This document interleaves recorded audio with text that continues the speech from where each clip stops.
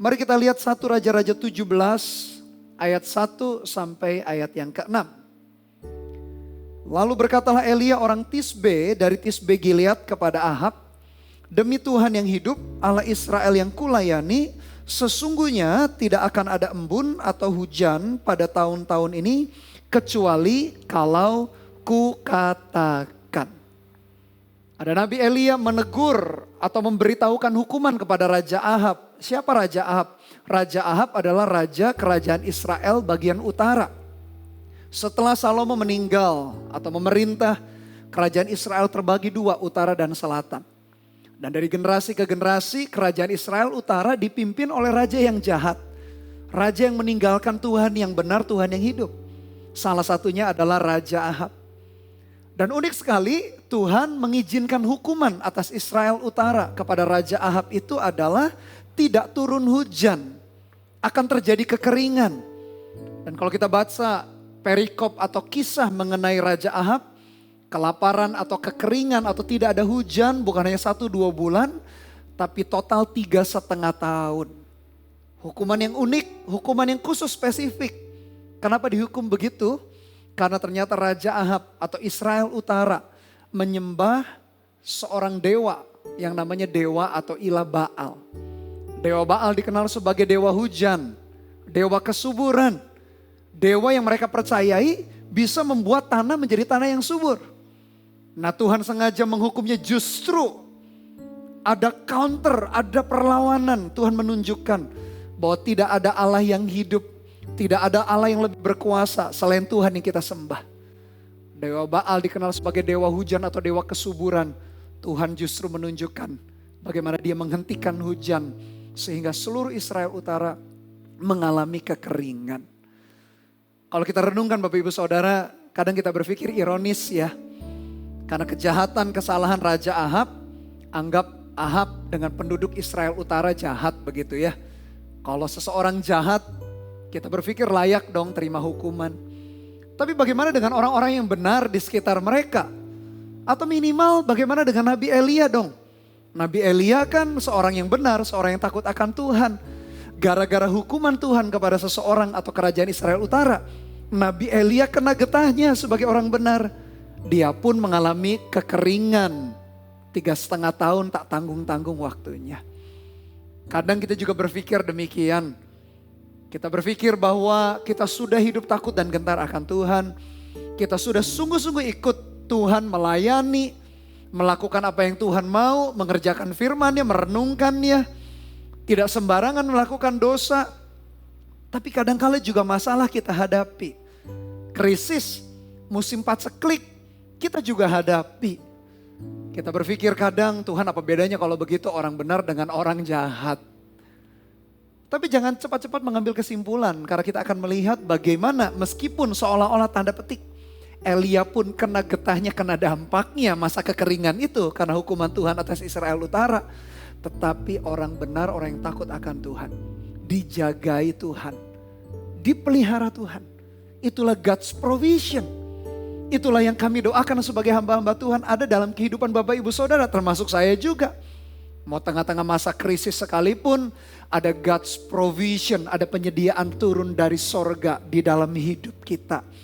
Asalkan kita mengerti kuncinya, asalkan kita mengerti rahasianya, asalkan kita mengerti prinsip kerajaan sorga yang perlu kita kerjakan, maka alhasil penyediaan Tuhan, God's provision itu akan senantiasa ada di dalam hidup kita, dalam setiap situasi, bahkan kondisi.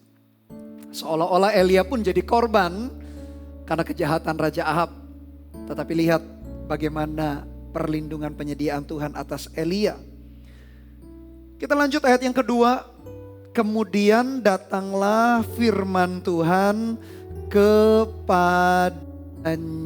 Bapak Ibu Saudara, ayat yang kedua ini menjadi kunci. Kemudian datanglah firman Tuhan kepadanya. Kita meyakini bahwa jawaban penyediaan Tuhan di tengah masa krisis selalu dimulai dengan firman Tuhan. Oleh karena itu ketika hati kita, telinga rohani kita condongkan mendengar suaranya. Bukan mendengar keributan, kebisingan daripada kondisi yang kita hadapi. Kecilkan volume permasalahan di dalam hati kita. Dan besarkan volume kita atau arahkan hati kita. Arahkan telinga rohani kita mendengar suara Tuhan. Karena satu patah kata dari Tuhan sanggup mengubah keadaan, mengubah kondisi. Lalu bagaimana kita mendengar suara Tuhan? Yang pertama tentu saja dari Alkitab yang kita punya. Alkitab adalah firman Allah yang tertulis. Oleh karena itu kita perlu merenungkannya dengan rutin sehingga kita familiar atau terbiasa mendengar suara Tuhan. Bacalah firman Tuhan yang tertulis itu yaitu Alkitab dengan rutin. Yang kedua kita bagaimana mendengar suara Tuhan. Yang kedua dia berbicara lewat hati nurani kita di dalam. Dan pasti kalau Tuhan berbicara lewat hati nurani gak mungkin bertentangan dengan Alkitab, isi Alkitab yang tertulis. Oleh karena itu bagaimana kita bisa menilai, kita bisa tahu. Dalam hati itu suara Tuhan. Kalau kita gak pernah baca atau merenungkan secara rutin Alkitab kita, firman Allah yang tertulis. Yang ketiga kita mendengar suara Tuhan juga lewat orang-orang di sekeliling kita. Bersyukur kalau kita ada komunitas, bersyukur kalau ada pemimpin rohani, bersyukur kalau ada keluarga yang takut akan Tuhan. Bersyukur kalau pasangan kita takut akan Tuhan, anak kita takut akan Tuhan. Kita juga bisa mendengar suara Tuhan lewat mereka. Mereka meneguhkan perkataan Tuhan tertentu dalam hidup kita. Mungkin berupa nasihat, mungkin berupa peringatan, mungkin berupa teguran. Ketika kita punya hati yang terbuka, kita bisa mendengarkan suara Tuhan justru dengan jelas. Dan bagaimana nasib Elia tanda petik berubah? Di tengah-tengah kelaparan, di tengah-tengah kekeringan, tak tanggung-tanggung 3,5 tahun. Dimulai dengan ini, datanglah firman Tuhan kepadanya. Condongkan hati kita kepada firman Tuhan. Jangan hanya sekedar lihat kondisi. Jangan hanya sekedar lihat situasi. Lalu gugurlah kandaslah iman kita. Karena kita ragu, karena kita takut khawatir. Kekhawatiran suaranya lebih besar. Kebisingan daripada masa krisis lebih besar kebisingan itu di telinga kita. Sehingga kita tidak lagi jernih mendengar perkataan Tuhan. Sebaliknya Bapak Ibu Saudara, mumpung ini awal-awal bulan tahun yang baru ini. Bagaimana kita mengalami God's provision. Arahkan, condongkan hati kita mendengar suara Tuhan. Karena hidup kita ditentukan oleh firman-Nya. Kita yakin ketika Dia berfirman, apa yang difirmankan terjadi di dalam kehidupan kita. Saya meyakini. Dan itu yang menjadi doa saya juga bagi Bapak Ibu Saudara mengalami God's provision.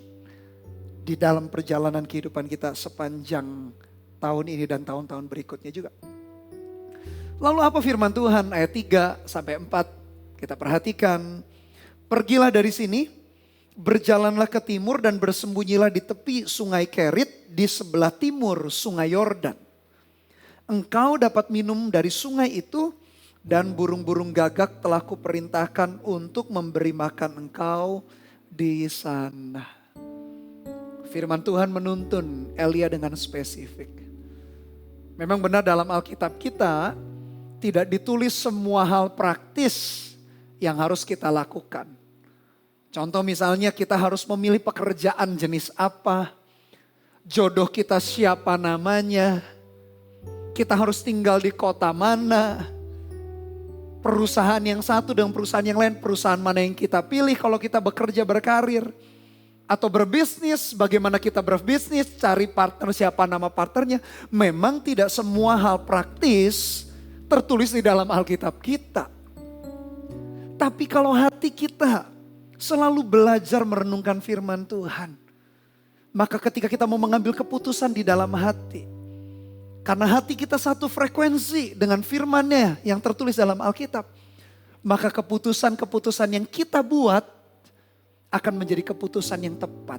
Kadang-kala kita berkata sulit ya, sukar ya taat kepada firman. Saya mengiyakan. Karena kadang daging kita bertentangan. Akal budi kita, akal sehat kita kadang-kala ya bukan berarti semua firman bertolak belakang dengan akal budi kita. Tapi contoh seperti Elia saja ke sungai Kerit tempat yang gak nyaman sebetulnya, tempat yang gak enak. Tapi kenapa Tuhan tunjukkan ke sana? Kadangkala tidak semuanya firman Tuhan bertentangan dengan akal budi. Karena akal budi pun dikasih Tuhan.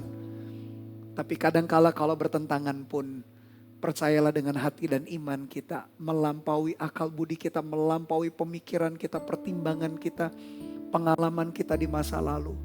Meskipun kelihatannya mustahil, meskipun kelihatannya tidak nyaman, meskipun kelihatannya tidak enak. Tapi bukankah sekali Dia berfirman, Dia sanggup mengubahkan keadaan kondisi kita. Lakukan saja.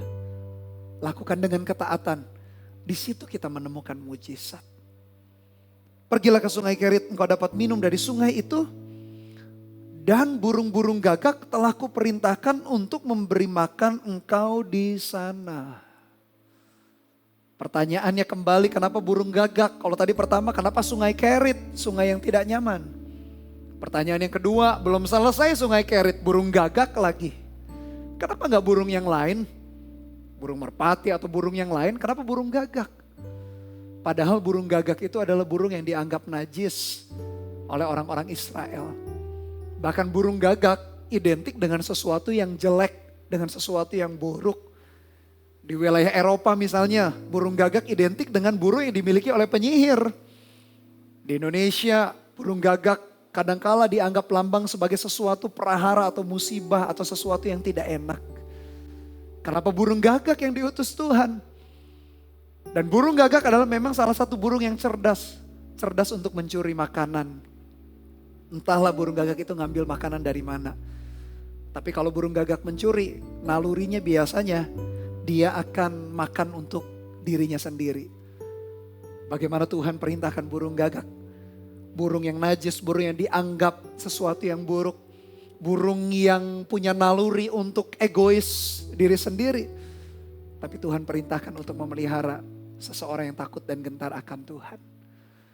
Jadi Bapak Ibu Saudara, kalau kita melihat sungai Kerit, burung gagak, saya meyakini ada sungai Kerit dalam hidup kita.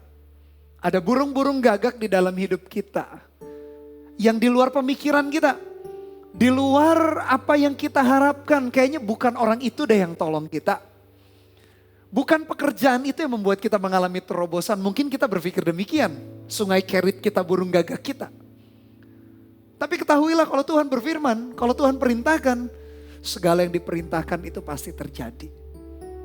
Asalkan kita taat saja. Asalkan kita taat mendengar apa yang menjadi kehendak Tuhan dan melakukan. Di situ kita akan menemukan bagaimana mujizat demi mujizat.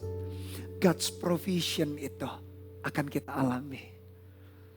Sungai Kerit apa yang Tuhan perintahkan kita ke sana? Mungkin kita pikir gak mungkin kondisinya. Burung gagak seperti apa yang Tuhan izinkan untuk menjaga memelihara hidup kita. Mungkin di luar ekspektasi. Di luar pemikiran kita. Bukan orang yang kita pikir akan tolong kita. Bukan koneksi yang kita pikir koneksi itu menyelamatkan. Bukan kondisi tertentu yang kita pikir kondisi itu akan membantu kita. Sehingga kita gak kekurangan. Mungkin hal-hal itu yang terjadi sebaliknya. Tapi apapun itu Bapak Ibu Saudara. Percayalah Tuhan itu setia kepada kita. Kita belajar dari Elia ini. Seseorang yang kena getahnya, kelaparan, kekeringan terjadi. Tapi dia trust. Dia tahu Tuhan yang gak pernah tinggalkan. Ketika Tuhan perintahkan ke sungai Kerit. Ketika Tuhan tunjukkan burung gagak akan memelihara dia. Dia trust. Dan bukan hanya trust. Trust selalu diikuti dengan langkah yang real, yang nyata. Yaitu taat melakukannya.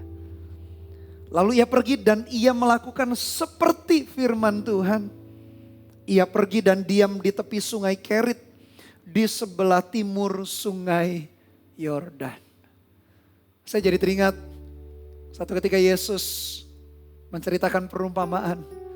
Mengenai orang yang sama-sama mendengar. Tapi bedanya yang satu melakukan, yang satu tidak melakukan. Kita tahu ceritanya perumpamaan itu bukan? Yang melakukan seperti orang yang mendirikan rumah di atas batu.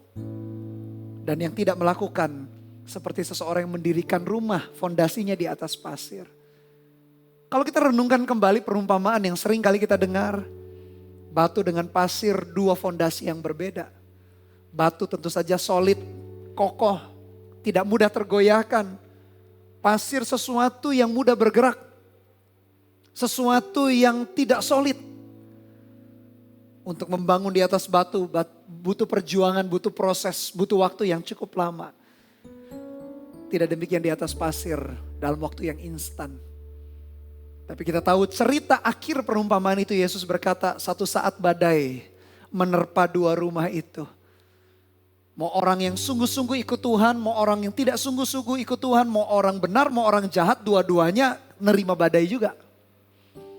Tapi berbeda, orang yang melakukan firman, rumahnya tetap kokoh berdiri.